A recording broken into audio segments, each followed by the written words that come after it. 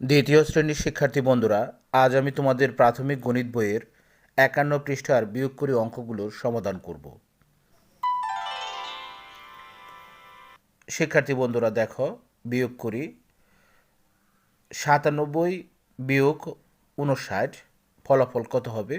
তো ৯৭ থেকে ৫৯ বিয়োগ করতে গেলে প্রথমে আমাদের এককের ঘর বিয়োগ করতে হবে, এরপর আমাদের দশকের ঘর বিয়োগ করতে হবে। কিন্তু এখানে দেখো, খেয়াল করে শিক্ষার্থী বন্ধুরা, ৯৭-এর এককের ঘরে রয়েছে ৭ এবং ৫৯-এর এককের ঘরে রয়েছে ৯।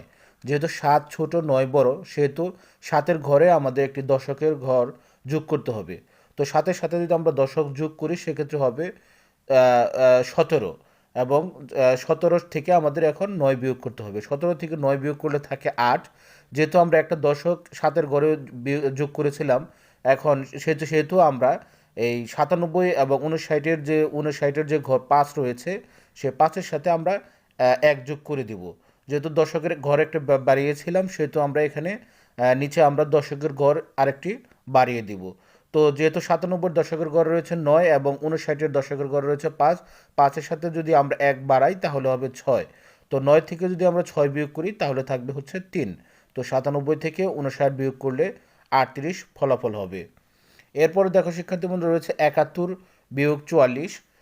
একই অবস্থা দেখো, এখানে শিক্ষার্থী বন্ধুরা ৭১-এর এককের ঘর রয়েছে ১ এবং ৪৪-এর এককের ঘর রয়েছে ৪। যেহেতু ১ ছোট ৪ বড়, সেহেতু ১-এর সাথে আমাদের ১০ সংখ্যা বাড়াতে হবে। তো ১-এর সাথে আমরা ১০ যদি বাড়াই, দশকের ঘর যদি বাড়াই তাহলে হবে ১১। এখন ১১ থেকে যদি আমরা ৪ বিয়োগ করি তাহলে থাকবে হচ্ছে ৭। এরপরে দেখো শিক্ষার্থী বন্ধুরা, ৭১-এর দশকের ঘরে রয়েছে ৭ এবং ৪৪-এর দশকের ঘরে রয়েছে ৪। যেহেতু আমরা উপরে ১ দশক বাড়িয়েছিলাম, সেহেতু আমরা নিচে এখন ১ বাড়াবো।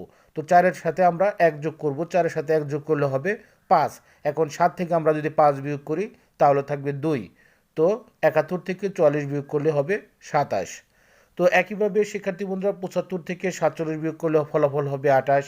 ৬০ থেকে ৫৩ বিয়োগ করলে ফলাফল হবে ৭ এবং ৭০ থেকে ২২ বিয়োগ করলে ফলাফল হবে ৪৮। শিক্ষার্থী বন্ধুরা, এরপরে দেখো বিয়োগ করি। এখানে প্রথমে রয়েছে ৩২ বিয়োগ ১৫।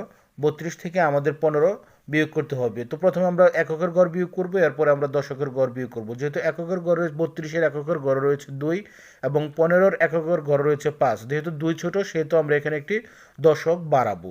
তো দশক যদি বাড়াই তাহলে হবে ১২। ১২ থেকে যদি আমরা এখন ১৫-র এককের ৫ বিয়োগ করি, তাহলে ১২ থেকে ৫ বিয়োগ করলে থাকবে হচ্ছে ৭। যেহেতু আমরা ২-এর সাথে আমরা দশক বাড়িয়েছিলাম, সেহেতু আমরা এখন ১৫-র দশকের সাথে ১ বাড়াবো। তো ১-এর সাথে যদি আমরা ১ যোগ করি তাহলে ২ হবে। এখন ৩ থেকে ২ যদি বিয়োগ করি তাহলে হবে ১। তো ৩২ থেকে ১৫ বিয়োগ করলে ফলাফল হবে ১৭। এরপরে দেখো শিক্ষার্থী বন্ধুরা, রয়েছে ৮৫ বিয়োগ ৪৭। তো ৮৫ থেকে যদি আমরা ৪৭ বিয়োগ করি তাহলে ফলাফল হবে ৩৮। এবং এরপরে রয়েছে দেখো শিক্ষার্থী বন্ধু, ৬৪ বিয়োগ ২৭। ৬৪ থেকে যদি আমরা ২৭ বিয়োগ করি তাহলে ফলাফল হবে ৩৭। এরপরে দেখো শিক্ষার্থী বন্ধু, রয়েছে ৯২ বিয়োগ ২৩। ৯২ থেকে যদি ২৩ বিয়োগ করি তাহলে আমাদের এখানে ফলাফল হবে ৬৯। তো শিক্ষার্থী বন্ধুরা, আজ আর নয়, আবার কথা হবে পরবর্তী ক্লাসে। ধন্যবাদ।